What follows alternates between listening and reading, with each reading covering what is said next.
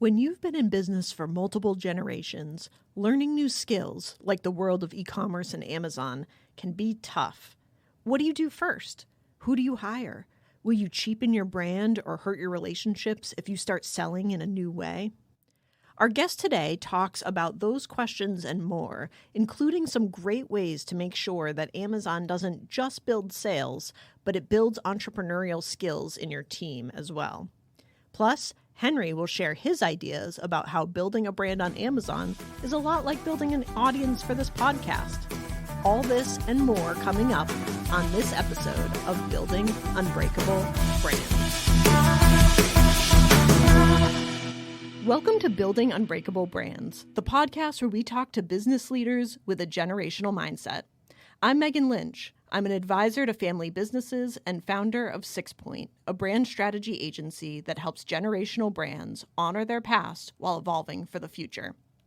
Today, my guest is Andrew Morgans. Drew has 14 years of experience in entrepreneurship and working with brands on Amazon. He and his team at Marknology have worked with hundreds of brands on Amazon and e-commerce, including some Fortune 50 companies. Welcome to the show, Drew. Thank you, Megan. It's good. It's good to be here on the show, and it's good to be talking again. Yeah. Always enjoy our conversation, so I'm really looking forward to this. I'd love to. I think there's kind of like two pieces of who you are that I'd like to bring into the show. The first is your expertise in e-commerce and selling on Amazon, because I think that could be really valuable to listeners. And then the second is more of like your personal story and journey with Marknology. So I think let's start with the expertise and see if we can give folks some like value and takeaways right off the bat, and then we'll get a little bit more into your backstory.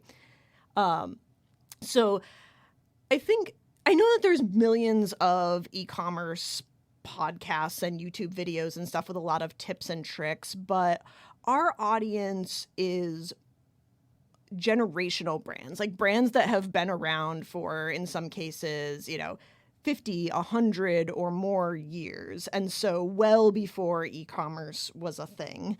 And so I'd love to kind of just like pick your brain a little bit from that standpoint of like brands that have existed and have skill sets and teams and processes that have nothing to do with e-commerce, and how they start to evolve to take advantage of e-commerce and some of the like things that they should be thinking about. And I'd love to kind of start with like some mindset questions, because I feel like when I'm talking to generational brands, some of the things that they get tripped up on are not so much the technical how-tos, but more about like the mindset of how they approach it. So I'm curious, from your standpoint, is an existing brand with a long legacy, is that a plus in the e-commerce game, or is it a roadblock?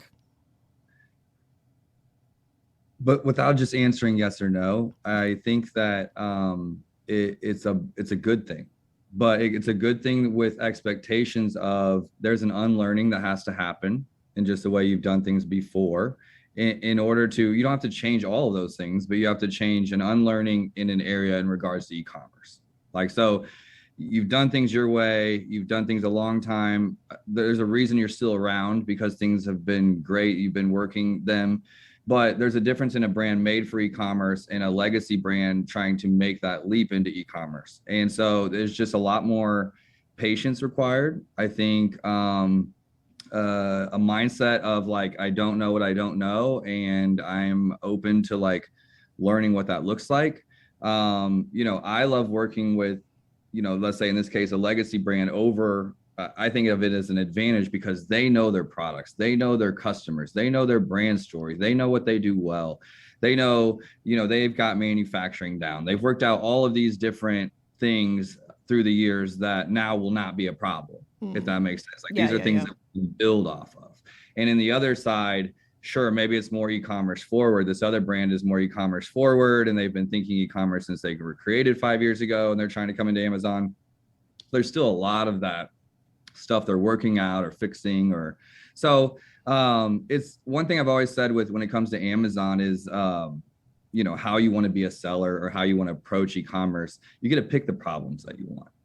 You get to pick your problems. Do you want to sell through resellers? Do you want to sell through wholesalers? Do you want to sell direct? Do you want to sell to Amazon directly? Do you want to sell just on your website and not on Amazon? Because each one that you choose comes with a different set of problems and obstacles. Mm.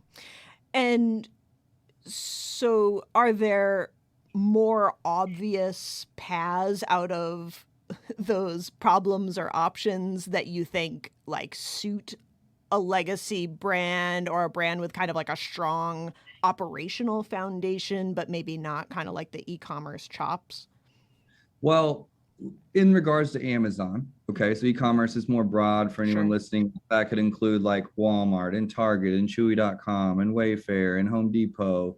So e-commerce is not just website and Amazon. It's kind of like these marketplaces, your website or Amazon. But in the context of Amazon, there's a big part of being successful on Amazon that is operational efficiency. Mm-hmm. Okay. In like, if you're always doing pallet in, pallet out, it's a learning curve to understand how to ship product either into Amazon in bulk or on your website shipping to individual customers or whatever that looks. That's a big hurdle for a lot of brands that have never done that before. Now, if they're good operationally, they're going to adjust just fine. It just is a change, right? So I would say on the operational side of Amazon, and there's a lot of like data scientists, a lot of those like 4-hour work week people that engineers that can actually do very well on Amazon because their mindset is just operations, organization, and operations. And so they will be successful to a certain extent. And then there's another side that is like, well, it's one thing to sell to Walmart in a vendor relationship and have that relationship, or to Home Depot or to Sunfresh grocery store or Hy-Vee. That's a one-on-one relationship. You make that relationship, they help you sell in those stores or help you sell in 50 stores. Whenever you're selling in e-commerce, you're really selling one-to-one.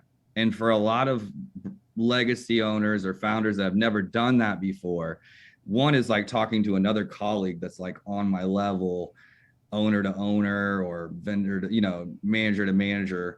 Then you're like, well, I know what Walmart cares about. I know what Target cares about. I know what Amazon cares about. I don't know what Sally or Jim or Bob or whatever exactly cares about. So there's that hurdle of, I guess, like knowing, it's like almost getting so granular that you know what your customers want. I think that's a super healthy thing for a business to know and understand, but it's also a huge leap if they've never done that before. They've never cared on that one-to-one level. So, a legacy brand could have great brand awareness on Amazon. And if there's already a bunch of people searching for their brand or resellers selling their brand, that's a huge advantage. We're going to come in, we're going to automatically get search traffic. We're going to get organic traffic. There's going to be people knowing about us. It's not as if we're launching in a new market and no one knows of us. We've been here, we've been established and things like that. So it's kind of a big question, but I think that, it kind of is on a brand to brand level. And what I do know about legacy brands, family owned businesses that have been here a while, they have their way of doing things. It's like you think about a gentleman, like, as we get older, it gets harder and harder to change our ways, so to speak. And I think the same thing can be said of a business. Like, sure, as we get older, it gets harder and harder to change our ways. So when I'm working with them, I definitely think of like, it's a custom solution to figure out what their particular things are, what their challenges are, what their opportunities are. Even their opportunities and challenges both come in a custom kind of way. So it really has to be relationship. It has to be a good relationship with us and them to be able to communicate what those needs are, what those obstacles are, and then create a custom solution for them. But I definitely see any business that's been in business over 10 years as a huge plus to our relationship. Yeah, for sure. Yeah. So one of the things I hear you saying is almost that they need to start thinking about a change in their customer, right? That if they mostly sold through wholesale channels and had those wholesale sales relationships where it's kind of like a one-to-many opportunity, the way you're pitching the product, the way you understand your customer and their needs is really different than that direct-to-consumer relationship. So even if you have been in business 100 years and you feel like, oh, I know exactly what, my one-to-one or my kind of like one-to-wholesale customer wants and needs, there's almost this like beginner's mindset that they need to just start over and think differently about, oh, I might find out that the consumer on Amazon cares about something really different than what I'm used to talking about. And so how do we start to shift the messaging? Exactly. And it's you're trying to broaden your horizons as a business. That's why you're looking to e-commerce. You're trying to find more opportunity. And I'm just saying that mindset wise, that opportunity comes with a lift. That is, I need to know what the actual people want or what they're searching for. And it's an opportunity because it might help you develop more product. It might help you come up with ideas of improving your product. There's all of these advantages to having that relationship one-to-one. But yes, very much so. Instead of just knowing exactly what the buyers at Best Buy want and developing product for the buyers at Best Buy because you've been doing it for 20 years or something like that, you're now thinking past that buyer. And so you need a partner like Marknology or someone in-house or someone on your team that's now taking the place of that buyer, so to speak, to know what's cool, to know what's trendy, to know what the customers of that marketplace want. Yeah, yeah. And I mean, speaking about relationships too, I feel like one of the other big roadblocks that I hear with legacy brands, particularly around Amazon for whatever reason, is that it feels like a loaded decision.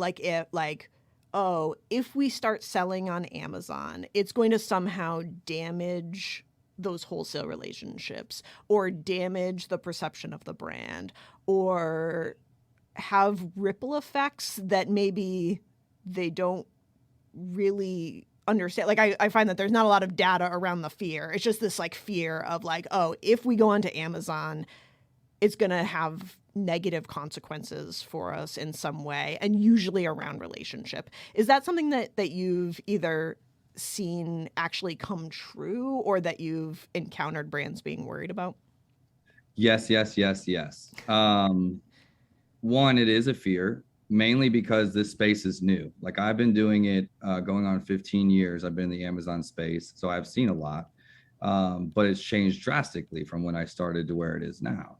And the level of expertise that you're getting either on your team or you're hiring or you're finding to help you do that might not know enough to think what are all the repercussions of launching on Amazon and not understanding our wholesale relationship. Like, so a lot of brands that have never sold in e-commerce don't have reseller agreements with their distributors. They don't have any agreement in place that says you can sell on your website, you can sell on your brick and mortar, but you can't sell on Amazon where we also can be, or you can't sell in some of these general marketplaces that everyone else is. So a reseller agreement is something that a lot of brands haven't thought about, but that they need with their distributors and their wholesalers. The other thing is a lot of people are selling to maybe one distributor that's then selling to a whole bunch of wholesalers, and they have no real control over who all those wholesalers are. So they don't know who's selling really. They just don't really have a handle on it. It's kind of been like, I want that one-to-one relationship, and then they have the one-to-many the same way. So it's like, one is just understanding, how your business is ran. Two is having honest relationships with them that say like, look, that we value this relationship, but e-commerce and Amazon is also important to us, and we need to see what that opportunity is. The biggest loss of money, I guess, of revenue for a business is to sell to a distributor or wholesaler that then is selling on Amazon and taking advantage of that marketplace when you could do it directly. They're not getting any advantage off of Amazon. If they have their own brick and mortar, they have their own website, amazing. But if they're just selling on a general marketplace, that should be the brand. The brand should own that so that they can know that. So I guess what I'm trying to say is there's a whole lot of different scenarios based on kind of how the company is set up. It comes down to communication and knowing how to have those communications. It could be that you choose one wholesaler that can represent you on Amazon, or two, or maybe they're getting a certain line of your product but not other lines of product, or maybe you're giving them exclusive deals on certain things but not on other things, or maybe there's standards that they need to maintain. So a lot of them they're just distributors that had access to the product. They're not actually e-commerce pros. And so you're leaving a lot of money on the table by not having optimized listings or not launching new product correctly or not tracking the data. So it's kind of really understanding what model you're in. Are we starting at blank and we can just really protect it and do all the right things from the beginning, have the conversations we want to have, make sure we ensure map pricing is correct, like, having that, or it's already out there, it's a mess, we need to clean it up. Which way do we want to go forward? I can tell you that countless times we have pushed wholesalers or resellers off of Amazon, let the brand go direct themselves on Amazon, and not missed a beat in regards to revenue, and only seen more increased profit, because instead of selling at 50% or less or whatever that is to that wholesaler, we're now selling at 100% of retail and managing the relationship ourselves. The difference is just a distributor that's selling on a whole bunch of different marketplaces and a whole bunch of different avenues, and ensure they've got the logistics and operations down to sell your product, but they're not true e-commerce pros. And so I think, just a lot of opportunity left on the table. So I think it's a fear that you just need to have an expert to help walk you through. Honestly, if it's a real fear for you in your business, it's like talking to a doctor or a coach and saying, hey, this is where we are. These are some of the situation. This is where our wholesaler, our resellers are. Are they already on Amazon? Are they not on Amazon? Do we have reseller agreements in place? Do we not? Do we want those? Do we have map pricing? Do we not have map pricing? All of them can be navigated. Yeah. That's what I can tell you, is that all of them can be navigated. It just takes a custom approach, I think. Yeah. Yeah. And it sounds like probably just that a lot of the fear likely comes from not knowing what the options are, or also not knowing what the potential solutions to the problem might be. So it starts to kind of build up in people's minds versus, like, it sounds like, just kind of spreading it all out on the table and looking at it kind of releases that anxiety. Yeah, and it's nothing that's done overnight. Like people just like assume it's like, I got to rip the Band-Aid off and remove all my wholesalers and do all that thing. No, very often it's a year process. It's a year of getting ourselves set up so that we can backfill behind them and make sure we're stocked, so we're not just ripping the rug out from under them, and then having the conversations, maybe giving them a 6-month runway before we take over. And there's so many different ways that you can do it. That's not just like wham. If you know that you need to be there eventually, that your e-commerce needs to grow for you to be a business that's sustainable, and these are avenues you want to take. Okay, let's move into that relationship slowly. I think everyone just thinks of it like, what would I have to do right now? Oh my God, that would be impossible. We would upset so many people, and it just doesn't have to happen that way. It's just, you can meticulously move through the issues. You're listening to Building Unbreakable Brands, the podcast all about brand stewardship and crafting an enduring legacy. I'm speaking with Andrew Morgans, who has 14 years of experience in entrepreneurship and Amazon. Drew loves building teams and being part of a team, and absolutely loves e-commerce.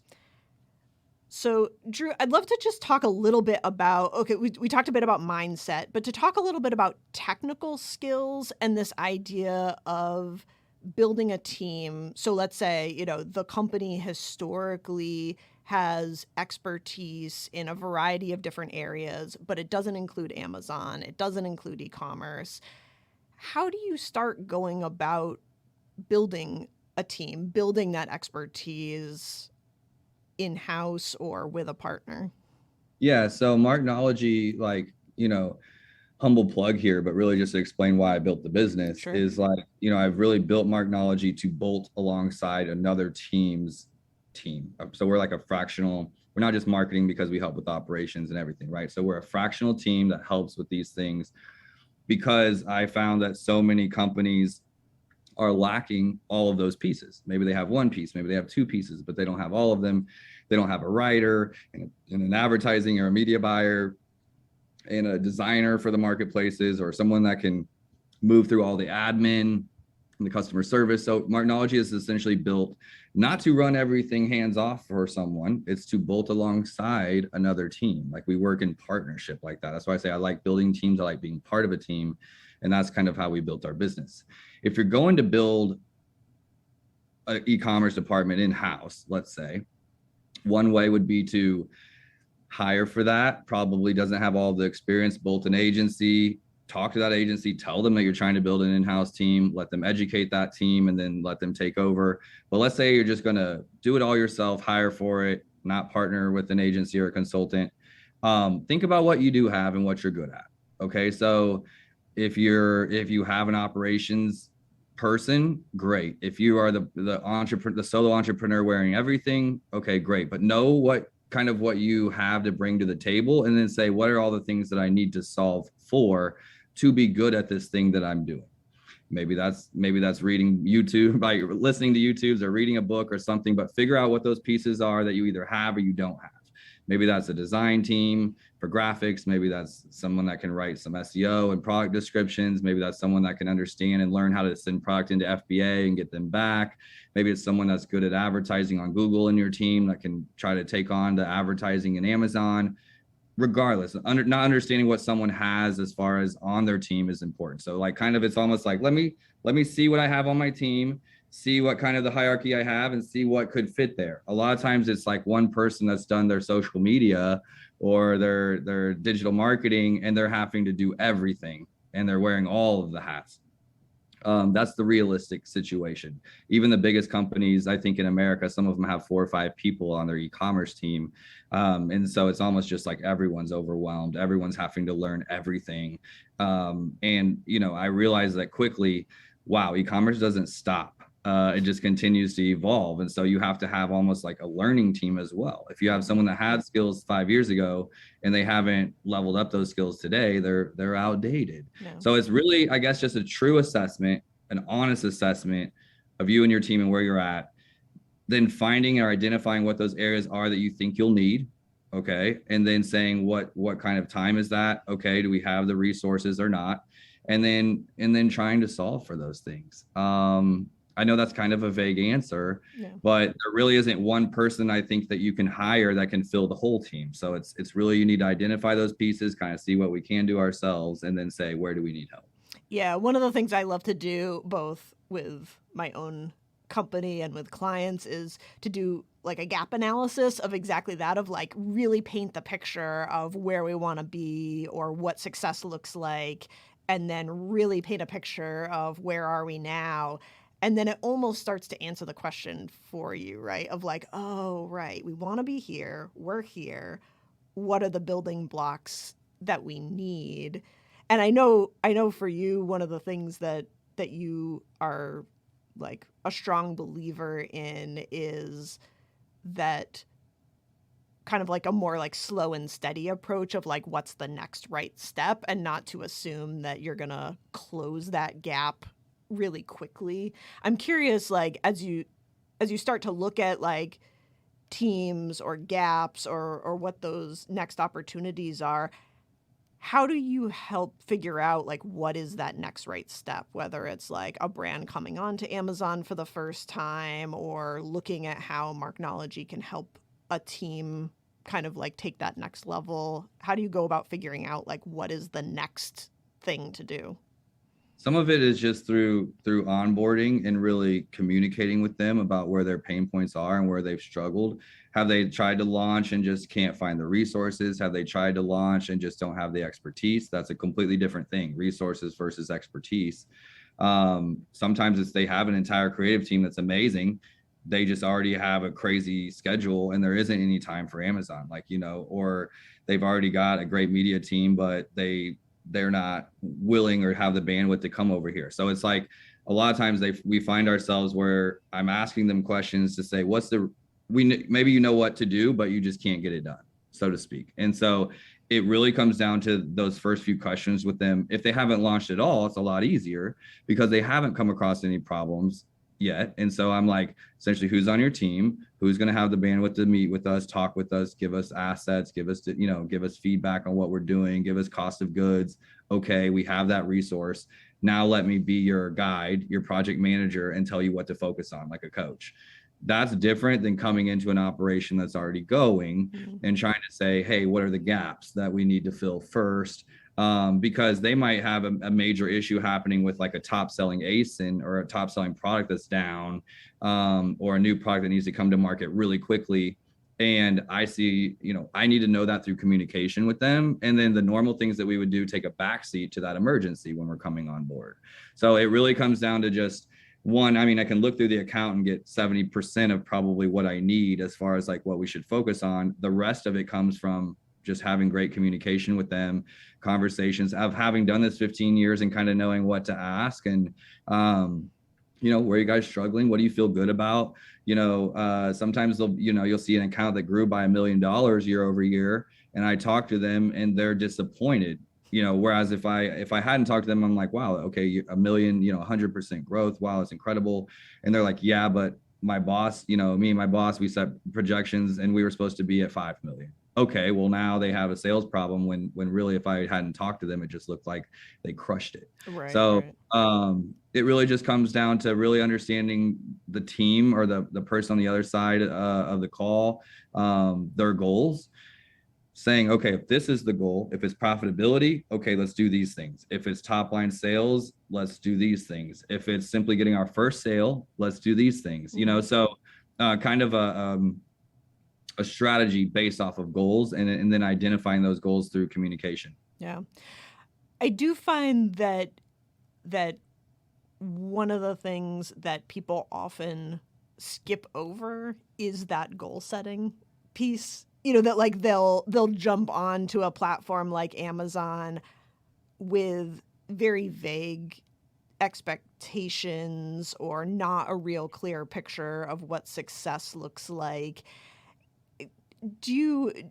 Have you seen like companies do that, or like what to you is like the most important piece about answering some of those goal setting questions? It's very common. I think as human beings, we go do a lot of things without clear goals set. Very rarely do I go to the grocery store and have my complete list written out. Right. Because as an example, or the gym, I know I want to go. I know I want to spend a certain amount of time, but like, what am I trying to do in here? The difference in having a goal versus not is the difference in feeling accomplished or not. Right. So as an agency, it's very important for me to stay in business or stay in partnership or stay in relationship by saying, hey, what are your goals of me and what are our goals together? So that we can have a benchmark of, are we moving toward them or moving away from them? And so sometimes we even have software to help us do that with profitability or certain things like that, because if they're saying they're not making money on Amazon, what does that mean? What does that mean? We're not making money. You're not making enough. You're not making any at all. We're losing money. That's sometimes people have such a hard time articulating that, especially if they're already overworked before we get there. So part of having a good team and a good partner is simply having a team that proactively is going to help you set those goals. And if you say, I don't know what we should be doing, Andrew, help me, we will say, hey, here's a goal right in front of us. Let's get to a 2-to-1 ROAS on ad spend. Let's try to get subscribe and save numbers up. Let's try to get to break even in profitability. Let's try to get to 10%. Let's try to get to 20%. Let's try to get to 30%. If the brand doesn't know where they're going or what they should be doing, cool. Then let me lead, type of thing. Yeah. If not, tell me what you want and I'll help you get there. Yeah. Yeah. I think that is like so important. I just hope that listeners hear that, both that, number one, like I love the example of like, you can go to the gym and spend time in the gym, and yeah, I mean, you get a workout in, you might feel okay, but that's so different than going in and being like, okay, I've got a workout plan that I'm going to run, and how you feel when you leave the gym is a totally different mindset. Yeah. And I feel like, again, if you don't know what you should be doing in the gym, you would go to a coach and they would help you say like, okay, here's a workout plan, week 1, this is what you need to do. And so I think for people to understand that same option is available for them for almost any aspect of their business. Like, we're specifically talking about Amazon, but I feel like that skipping over the goal setting and just jumping straight into the gym is like one of the most common things I see. Yeah, like people kind of have a vague idea of what they want, but they don't really have a clear sense of what success looks like. That coach is going to say like, are you trying to lose weight? Are you trying to like get wedding ready? Are you trying to gain mass and gain muscle? Are you trying to just have like, healthier heart rate? Like, like what are you trying to accomplish? And then they're going to help you go get that with a different set of goals. You're going to do trying to gain muscle mass is going to be different than trimming your waist, or sometimes they go hand in hand. Yeah. Right. Yeah. Like profitability, I think within Amazon, for anyone that doesn't know, all the different areas of Amazon, there's a lot of agencies or softwares that solve one part of that. They'll solve the advertising, they'll solve the content, they'll solve SEO content writing, they'll solve like case resolution management, they'll solve review gathering, all these things. Marknology is a full service agency because I believe all those things work together, and we just try to offer all of that as one service. But there's very much individual experts and firms built around that. What I'm saying is that each of those areas as well needs its own set of goals and KPIs. The overall account goal could be profitability. Well, how do we get there? We work on sales and getting more views and eyeballs and traffic. And we also work on conversion rate and customer retention and these types of things. So like you could have goals of like trying to improve our conversion rate, and you could have goals of improving our branding or our market share, or you could have goals of reviews. Let's try to get our reviews to a certain level, or you could have let's try to get new to brand customers. Let's try to improve our subscribe and saves. Let's go out there and see top line sales, like what we can do with PPC. We're trying to grow sales and stay profitable. So each, like, we could say, hey, we have 1,000 listings and I want to get 10 new SEO rewrites done per month, where I'm like, I want our listings to be gone through with a fine tooth comb, make sure we have keywords in there that are driving sales for us. We have a lot to do. So what do goals look like for us? Well, we're going to improve SEO. It's going to take us 12 months to get through 120, right? We're going to at the same time work on starting to run advertising on each of those SKUs as we get them rewritten and feel strong about them. And let's also make sure that the listings that we're rewriting, that we're doing with advertising, have a full stack of images, or like, let's make sure the storefront's getting updated as we add new products. So think of it as like a moving organism, that we have goals all over the place, that a good team or a good manager on the inside of a company or on the outside, we're probably working together. Like, honestly, it's a good manager on the inside and a firm like us working together. Just say, what needs our attention first? What does a goal look like for 3 months, 6 months, 9 months, 12 months? And then as we set those, a benchmark, are we moving toward them or moving away from them? Are they getting done or not? That's the only way to really tackle Amazon, I feel like, is to really set those goals, go out there and get them and set them in an attainable way. Yeah, sometimes people are like, I want a 5-to-1 ROAS when they're at a 1-to-1. So anyone that doesn't know, it's like spend $1 to make 5 or turn on ad spend. Well, okay, but like, can we set a goal from going from 1-to-1 to 1-to-2 and then 1-to-3? And then let's feel accomplished as we move toward that goal, and maybe even reassessing and saying, we initially had a goal of 5-to-1. I feel like on this platform, a healthy realistic goal for us is 3-to-1. Okay, if that's the case, how do we adjust to still make this platform work for us? And just being flexible like that, having that entrepreneurial hat on as you're learning a new area of your business, if we're talking to like legacy brands, and being like, look, this is an area that's new for us. Instead of being so used to being amazing at everything we do, this is a new thing that I'm learning.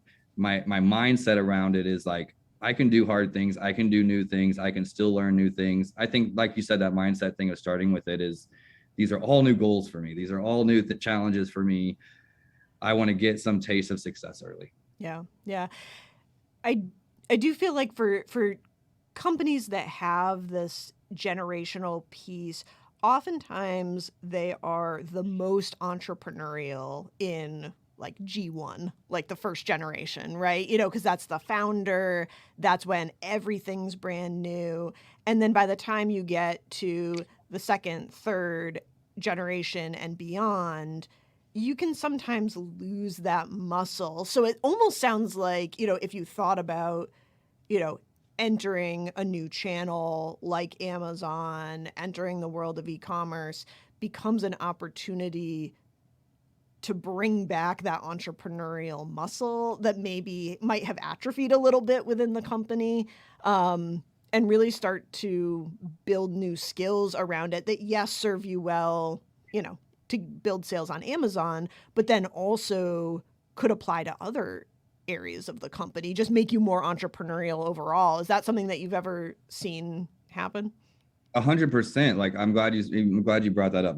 It's amazing, because I would love to talk about, oftentimes I'm seeing, I have two clients in my mind right now, like from speaking to them last week, One of them is a daughter that is like third generation.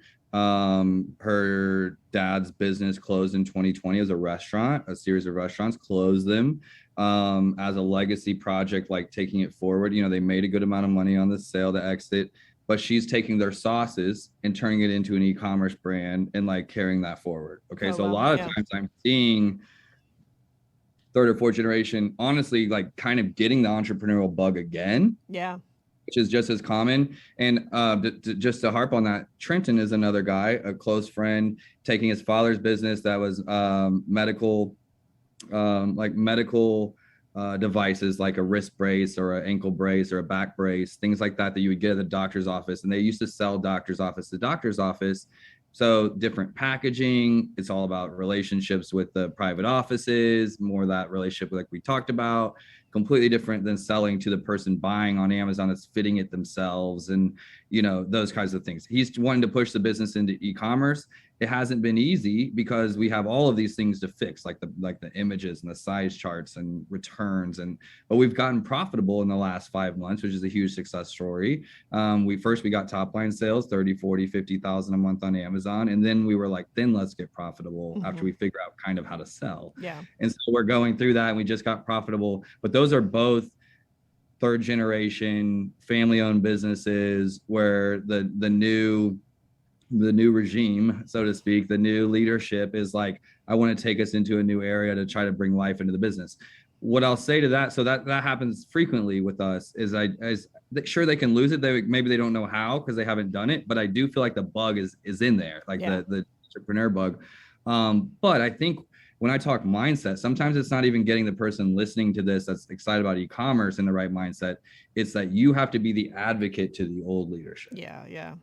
And you have to help dad, help mom, help uncle, help whoever get to where we need to be successful on those platforms, and help, like, you're the communication barrier there. Like, a lot of them I know are not in full control of the business at that point. There's still dad on the board, there's still mom on the board, still family on the board, and they're having to like say, hey, I want to do this thing. Guys, this is the mindset we have to have. We have to be patient in this area. We have to think about prioritizing these things. Yeah, sure, we have Sally over here that does social media, but that doesn't mean that she's able to manage, 10,000 a month in PPC spend on Amazon or something like that. And so that person is the advocate to the old guard. And that was a mouthful, but I wanted to kind of explain, like, one, actually, I see a lot of that. They want that entrepreneurial spirit. But what I know, and I don't necessarily always see and know in the relationship, is they're having to go back to dad, back to mom, back to the board, and continue to sell them on their new idea over and over and over to get buy-in. Right. Yeah. It almost becomes, I think it also kind of goes back to goal setting and alignment there too, where making sure that you can put, I think one of the best ways to make that sell internally is to be able to say, okay, this is what we're trying to achieve as a company, as a family, as a brand, and this is how Amazon fits into that and rolls up to it, and this is what it might look like, and so that everybody kind of understands why, it's not just something that's like cool or trendy, but it's something that's actually serving the goals of the business, whether that's, longevity or building sales or building profitability or, R&D or, whatever it is. I think that there's lots of different ways that it could roll up into that. But it's essentially like a lot of times the family or the board or whatever that relationship looks like in that company is the PE firm. Right. Yeah. That's what I was thinking too, is that it's almost like pitching for investment every fiscal year. Yeah, you have to get buy-in, and some of that comes down to setting good expectations. And so the investors or the family can see the progress and the end goal in mind, or like how we're going to get there. You're having to constantly sell to them. And oftentimes, let's say that we're the agency trying to execute on that, I'm not getting to talk to that board or that family or whatever. So it's the mindset of the founder or whoever's championing like the e-commerce to then understand it very well, to then be able to communicate it back. Yeah. But what a cool skill set to be able, like, as a next generation leader of the company, like, that's that's like, an expensive degree at a good business school, to be able to like communicate that well, to put together a plan, to put together a team, to get metric, to really kind of create the pitch deck, right? Yeah. And what a cool opportunity as a way to build skills that not only benefit the family and the business, but also would benefit you. You could take those to any company and it would be the same thing. You could pitch up the line at a, Fortune 500 company and it would be the same thing of like, what are we investing in and how and why? So, Yeah, yeah. and I think it's comes down to picking a good partner, just like any relationship. And if you pick the right partner, they're going to understand what your goals are as a third generation, CEO or C-suite or founder, like now taking the family business. Like, a good partner is going to understand the conversations that you have to have internally to get buy-in on this, whether you're the decision maker or not, and help you do that. Help you relay that message back, help you set goals, help you like understand where we are and what a good expectation is around it.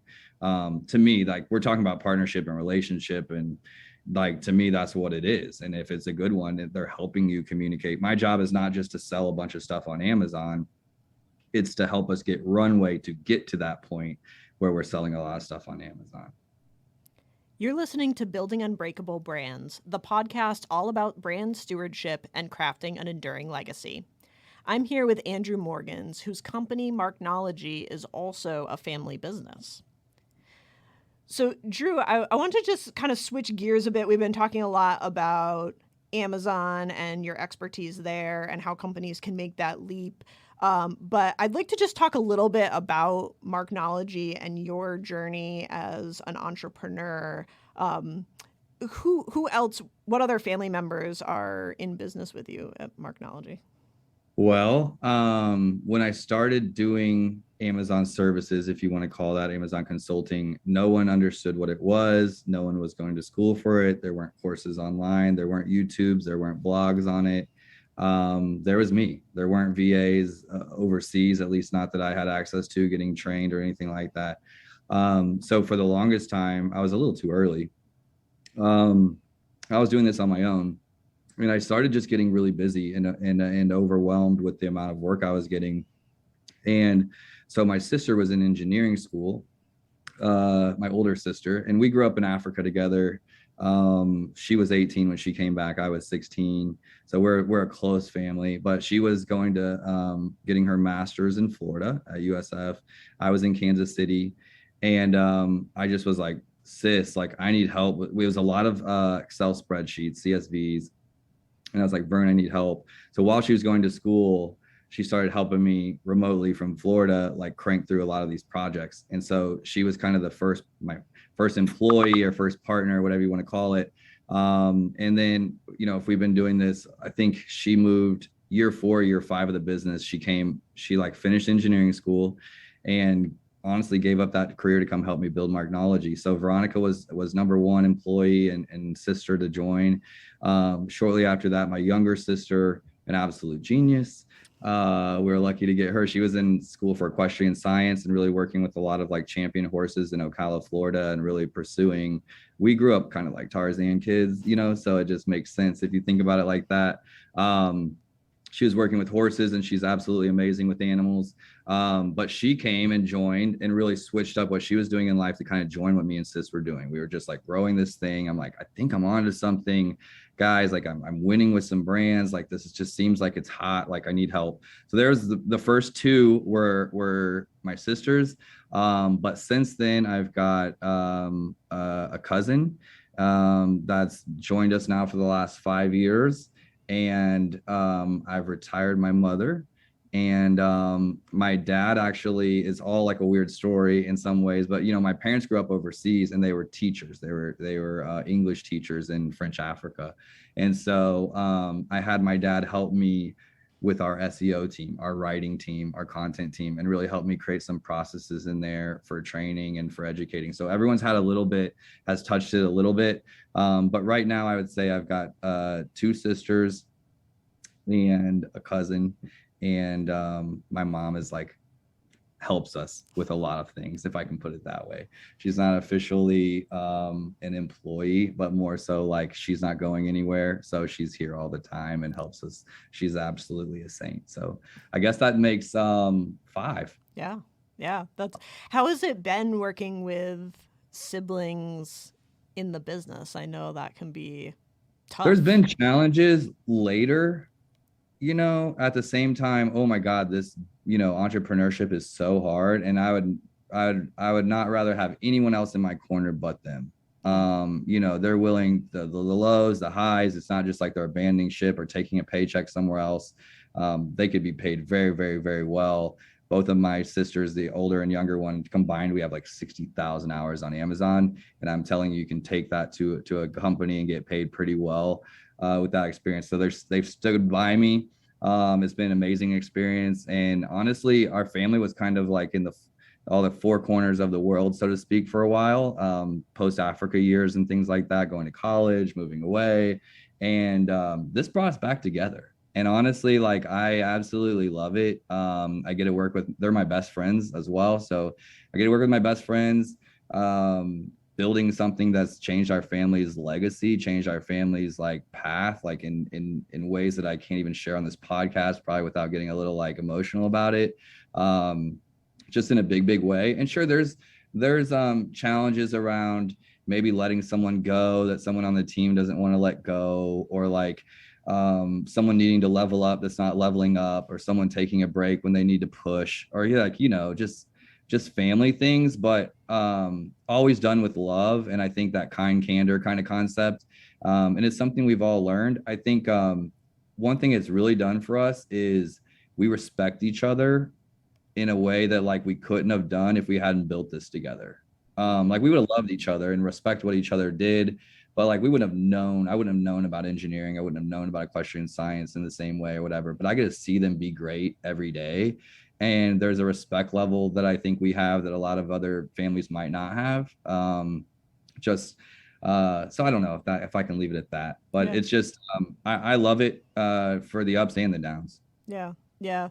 I do think that, you learn so much when you're working with family, and there are those opportunities that, like, I think it always gives families the opportunity to let the struggles bring them closer, or let it become something that drives them apart. And it sounds like you guys are walking that line well to let it be some glue. We went through wars together in Africa, like legitimate war zones. Like we lived in Congo, Africa. Wow. We like, so as far as a family unit, we have always like binded together in the hard times. There was nowhere to run. Yeah. So like our default setting is to like come together and like figure it out together. And I think it's almost like an entrepreneurial superpower. Growing up the way that we did, and then going out and get educated, and then coming back together and like building something together. I think as much as I've like feared what could happen, and you hear all of society is like, especially in 2024, is like, family can't work together, and like, and I just completely believe differently. And it helps to have very good people, right? Like I can't judge everyone's family and everyone's siblings around greed and around all those types of things. But with my family, there's none of that really. So we've always had the same mission in mind, which is to build a legacy. We actually call this the legacy chapter right now. We've had legacy in the past in our families. Our families go all the way back to the beginning of this country. Like my sisters they have the Daughters of Liberty certificates and things like that. I'm very proud of that we've just been here a long time. And like, so the family has had legacy, like if that makes sense, and it's came and went and comes back again and goes away again. But for us, like this is a rebuilding of our legacy as a family. And it started with wanting to take care of my parents. And then from there, it's just grown. There's 25 of us, right? So there's 20 plus that aren't family members that now we feel like we're building legacy together. I love it. You're listening to Building Unbreakable Brands, the podcast for leaders with a generational mindset. My guest is Andrew Morgans, who helps people sell things online. As Andrew puts it, it's kind of like a game, but for making money instead. We're going to turn the mic now over to see what my son Henry can learn from Drew by asking him some of his questions as the voice of the next generation. Hi, Drew. Hi, sir. How is selling things online like a game? How is selling things online like a game? Well, like video games where you have all of these quests. Like you have quests and you can do these little side quests, or you can do the main quests. A lot of times you have to do the side quests to get enough like experience or like enough stuff to go do the main quest, right? And I kind of think of like tinkering on a website or on Amazon kind of like that. You have all these little side quests you can do to like get your score better or your brand better, like get a score here, how did you do on this area? And if you're doing all the side quests, you get all the side quests done, it makes the main quest a lot easier. So for me, that's kind of how I think about it. I'm always thinking of every little challenge that I have when it comes to selling online, as a game. And if I get the right scores, if I get the right answer, then I can go on to the next stage. Does that make sense? Yeah. All right. What's your favorite item that you've sold? My favorite item that I've sold. That is a good question. I think it would be my very first product that I sold myself, the t-shirt. And I came up with this idea for a football and baseball t-shirt in one. And I really didn't know what I was doing at all. So that's why it was kind of more special, because I was just learning. And I basically posted on social media, on Twitter, my very first tweet I ever made. I just posted a picture of my shirt, and the local like news company saw my shirt and reposted it, and I got like 200 orders in the same day. And I was just starting selling online, and it was just like cha-ching, cha-ching, like a video game. It was like I was winning, and it was just like cha-ching, cha-ching, cha-ching. And it was a really cool moment for me. I feel like I can relate to that, like with the podcast. Like we put about 3 episodes out, and after a while it's just like cha-ching, cha-ching, cha-ching. And just like more and more listeners and more episodes and stuff like that. All right. How often do you work? Is it like a part-time job or a full-time? It is like 2 full-time jobs.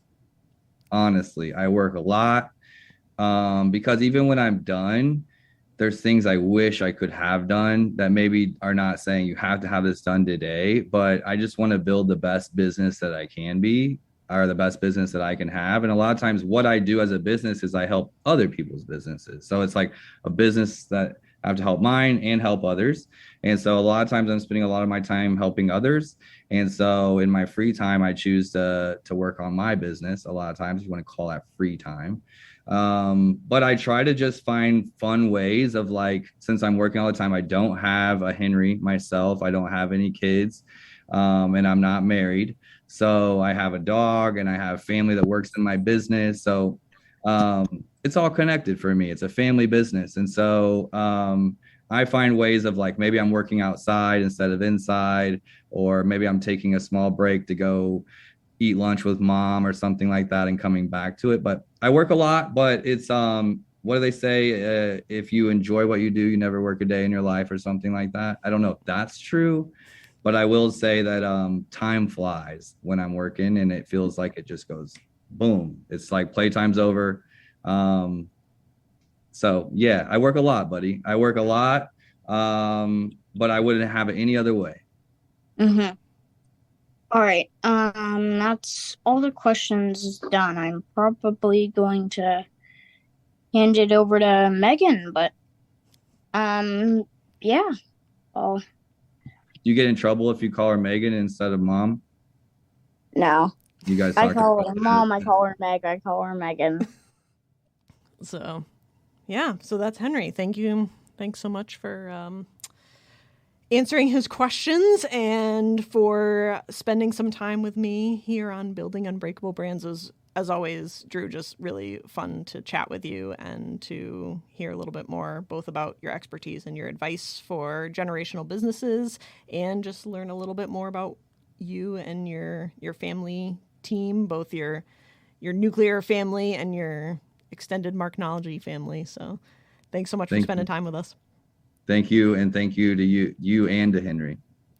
If people want to connect with you to learn more about what you're doing, where's the best ways and places for them to do that? So I'm pretty active on LinkedIn, just posting, engaging, gathering content there. So obviously as a business social media platform, LinkedIn is great. Andrew Morgans, there's not that many Morgans with an S, so you shouldn't have a hard time finding me through the list. But also marknology.com. We have, good examples of our work, case studies, portfolio stuff. If you just want to learn more, I'm on Instagram. Like, I don't know if our listeners are on Instagram, but that's kind of my personal social media where I'm just posting my travels and my trips and my mindset. It's less like Amazon centric or e-commerce centric. It's just more of like me as an entrepreneur. So there's a couple different ways, I guess, to engage. Right now I'm in between podcasts, so I'm excited to be on Megan's. My own podcast got sold early in the year, so that you can't just tune in and listen to me regularly, but hopefully I'll have something soon so that I can start engaging again and talking about the thing that I love so much. So thanks for having me on the show. And honestly, I'd love to hear from anybody, whether it's just chatting, no cost, nothing to risk there other than just getting to chat about what I love and love helping other people do, which is build legacy and build a brand that they're proud of. Yeah, awesome. Yeah, I highly recommend that listeners connect with you on LinkedIn. You post some great content on there, and yeah, just such a great human and really generous with your expertise. So again, thank you so much for your time, and thank you for being on Building Unbreakable Brands. Thank you.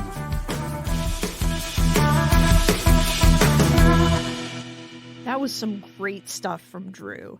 I love this idea of building new skills in a generational company around e-commerce or Amazon as being an entrepreneurial endeavor of its own. That's so important because for a brand to endure, keeping a sense of entrepreneurship and innovation is just absolutely critical. So if you can look at opportunities for growth like this as not just revenue opportunities, but also ways to practice cultivating a true spirit of entrepreneurship within the company, it's just such a valuable way to think about it. If you enjoyed this episode, please be sure to share it with a friend or colleague, and don't forget to rate us and leave us a review. Thank you so much for listening to Building Unbreakable Brands.